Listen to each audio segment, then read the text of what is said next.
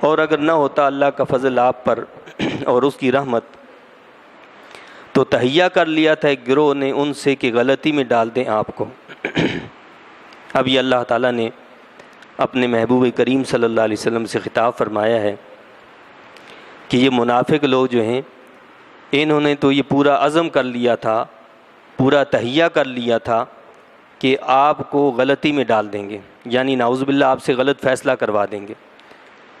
یہ تو محض اللہ کی رحمت ہے اور یہ اللہ کا فضل ہے کہ اس نے ایسا نہیں ہونے دیا، اور یہ اس بات کی دلیل ہے کہ اللہ کے نبی جو ہوتے ہیں وہ معصوم ہوتے ہیں، معصوم عن الخطا ہوتے ہیں، ان سے کوئی غلطی نہیں ہوتی، کیونکہ ان کی حفاظت کرنے والا خود رب کائنات ہوتا ہے۔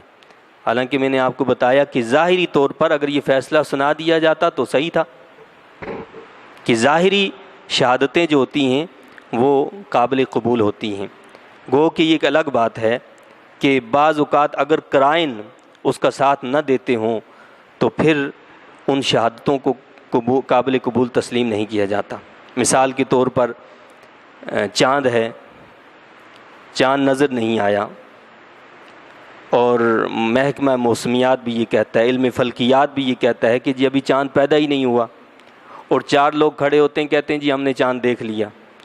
ظاہری اعتبار سے لگتا تو یہ ہے کہ ان چار لوگوں کی گواہی کو قبول کر لیا جائے، کیونکہ چار لوگ ہیں وہ گواہی دے رہے ہیں، تو اسلام کہتا ہے کہ ظاہری شہادتوں کو قبول کیا جائے۔ لیکن اس کے ساتھ ساتھ اسلام اس بات کی تعلیم دیتا ہے جو بات عقل کے خلاف ہو، جو ظاہری قرائن کے خلاف ہو، وہ قابل تسلیم نہیں ہے۔ جب ایک طرف علم فلکیات یہ کہتا ہے، محکمہ موسمیات یہ کہتا ہے کہ چاند پیدا ہی نہیں ہوا، تو وہاں ان کی شہادتوں کو رد کر دیا جائے گا، وہ قابل قبول نہیں ہوں گی۔ تو اللہ تعالیٰ نے فرمایا اور اگر نہ ہوتا اللہ کا فضل آپ پر اور اس کی رحمت تو تہیا کر لیا تھا ایک گروہ نے ان سے کہ غلطی میں ڈال دیں آپ کو، اور نہیں غلطی میں ڈال رہے مگر اپنے آپ کو۔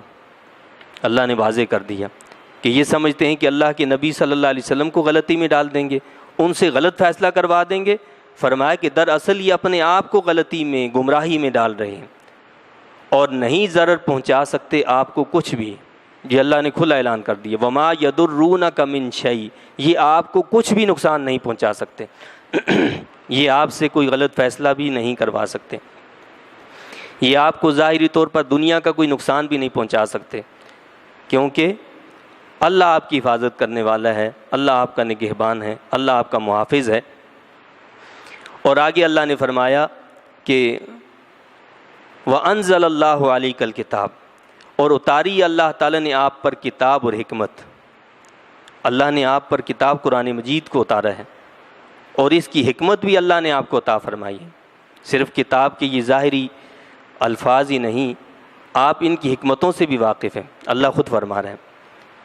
اور وہ حکمت جو ہے وہ کیا ہے؟ سنت رسول اللہ صلی اللہ علیہ وسلم ہے، حدیث رسول صلی اللہ علیہ وسلم ہے، اور سکھا دی آپ کو جو کچھ بھی آپ نہیں جانتے تھے۔ وَعَلَّمَكَ مَا لَمْ تَكُنْ تَعْلَمْ، یہ اللہ کا اعلان ہے، وَعَلَّمَكَ، اور آپ کو سکھا دیا، مَا لَمْ تَكُنْ تَعْلَمْ، جو کچھ آپ نہیں جانتے تھے، جو آپ نہیں جانتے تھے وہ سکھانے والا کون ہے؟ اللہ ہے۔ اب وہ کون سا پیمانہ ہے جسے لے کر ہم ناپیں کہ آپ صلی اللہ علیہ وسلم یہ نہیں جانتے تھے، اللہ نے یہ سکھا دیا، اور یہ جانتے تھے یہ نہیں سکھایا؟ اللہ نے خود فرما دیا کہ وَعَلَّمَكَ مَا لَمْ تَكُنْ تَعْلَمْ، اور سکھا دیا آپ کو جو کچھ بھی آپ نہیں جانتے تھے، وہ سب اللہ نے آپ کو سکھا دیا۔ یہ حضور نبی پاک صلی اللہ علیہ وسلم کے علم کی واضح دلیل ہے۔ اور آگے اللہ تعالیٰ نے جو الفاظ استعمال کیے ہیں وہ بھی قابل غور ہیں، وَكَانَ فَضْلُ اللَّهِ عَلَيْكَ عَظِيمًا، اور اللہ تعالیٰ کا آپ پر فضل عظیم ہے۔ دنیا میں ہم یہ دیکھتے ہیں کہ ایک شخص جو ہے چھوٹی سی دکان کرتا ہے، ہم اس کو یہ کہتے ہیں کہ بھائی کیسا چل رہا ہے کاروبار تمہارا؟ وہ کہتا ہے اللہ کا بڑا فضل ہے، اس کا فضل عظیم ہے۔ دوسرا شخص وہ ہے کہ جس کا کاروبار جو ہے صرف نیشنل سطح پر نہیں، انٹرنیشنل سطح پر اس کا کاروبار ہو رہا ہے، اس سے ہم کہتے ہیں کہ بھائی کیسا کاروبار چل رہا ہے؟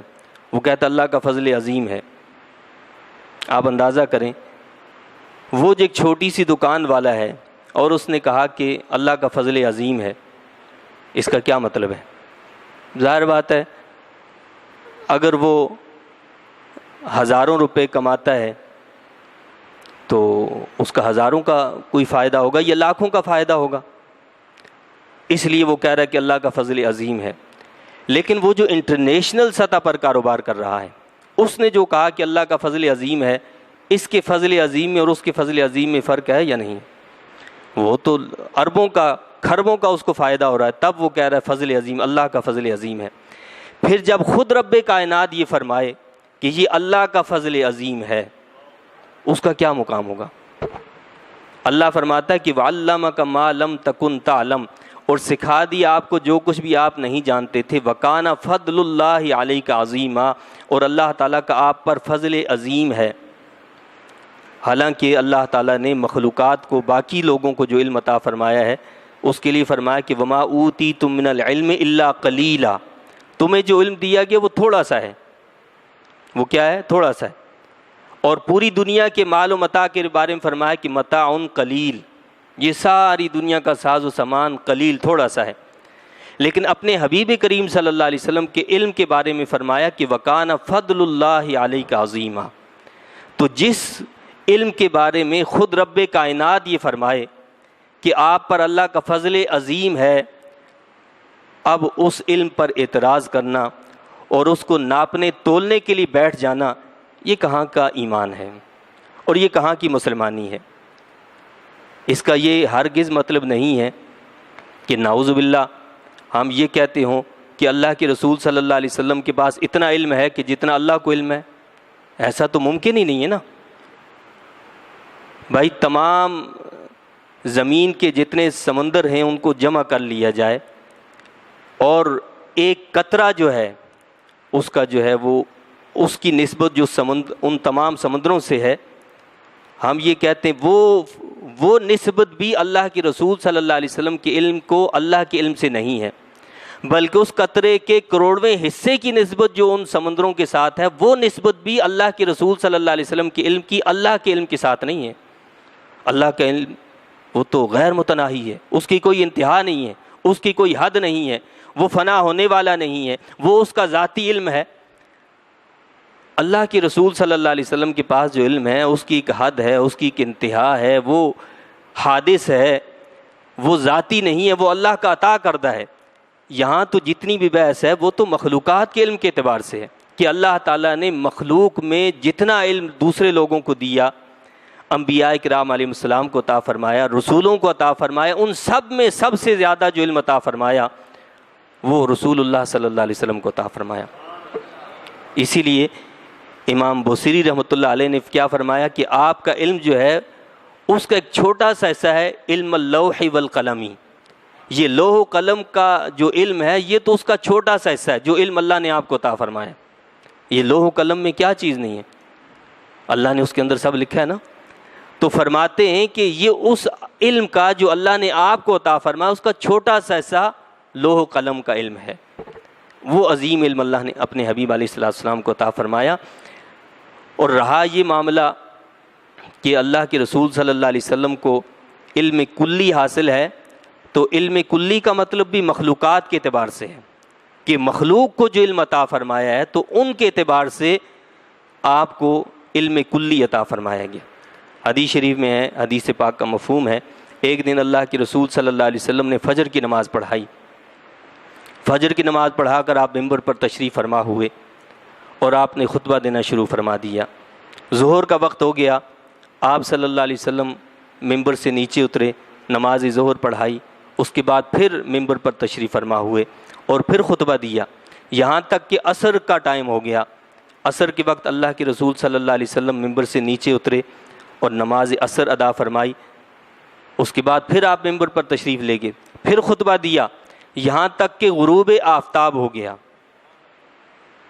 یہاں تک کہ غروب آفتاب ہو گیا۔ حدیث شریف میں ہے، مسلم شریف کے الفاظ ہیں کہ اللہ کے رسول صلی اللہ علیہ وسلم نے جو ہو چکا جو ہوگا وہ سب کچھ بتا دیا، اور ہم میں سب سے بڑا عالم وہ ہے کہ جس نے اس کو جتنا زیادہ یاد رکھا۔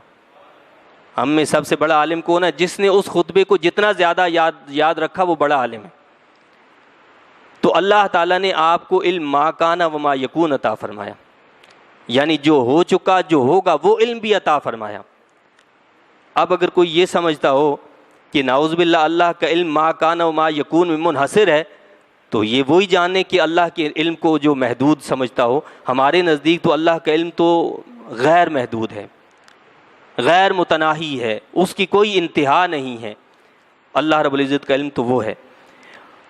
اور قرآن مجید میں بھی جہاں اللہ تعالیٰ نے آدم علیہ السلام کو علم سکھایا تو وہاں کل کا لفظ استعمال فرمایا، وعلم آدم الاسماء کلہا۔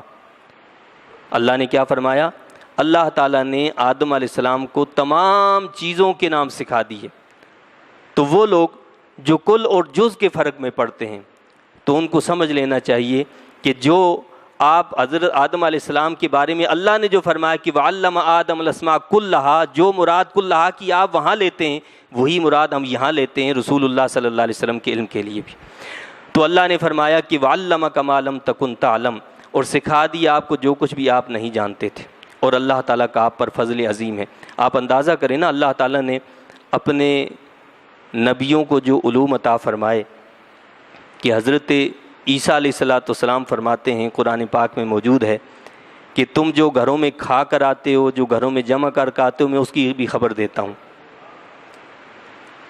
اور اسی طرح آپ جو ہے برس والے کے ہاتھ پھیرتے تھے تو وہ شفا یاب ہو جاتا تھا، مادرزاد اندھے کو جو ہے ہاتھ پھیرتے تو وہ بینا ہو جاتا تھا، مردے پر ہاتھ پھیرتے اس کو کہتے کہ کم باذن اللہ، اللہ کے اذن سے کھڑے ہو جاؤ تو وہ زندہ ہو جاتا تھا۔